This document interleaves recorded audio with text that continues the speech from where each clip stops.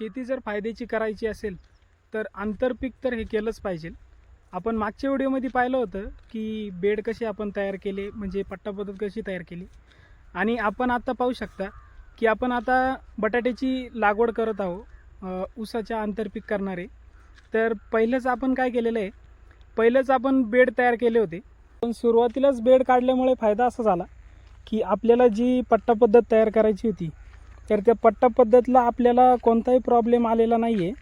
आणि पेरणी करताना आहे ना, पुढे ट्रॅक्टर चालू आहे आणि मागे पाहू शकता की मागे लगेच बेडमध्ये पेरणी करून परत बेड, जो मोडलेला बेड आहे त्याला परत बेड तयार होतो आहे. आणि आपण आता काय करणार आहे की याला बेडवरती ड्रिप टाकणार आहे, दोन्ही डबल ड्रिप टाकणार. बटाटा पेरून झाल्यावरती याला 2 दिवसांनी आपण ऊसाची लागवड करणार आहे, आपण रोपाची लागण करणार आहे.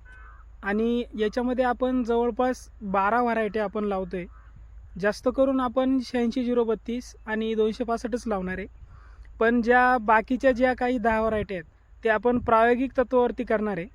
तर ह्या सगळ्याचे अपडेट जर तुम्हाला पाहिजे असतील, कंटिन्यू जर तुम्हाला याच्या सगळ्याचे अपडेट जर पाहिजे असेल तर आपल्या चॅनलला फॉलो आणि सबस्क्राईब करायला विसरू नका.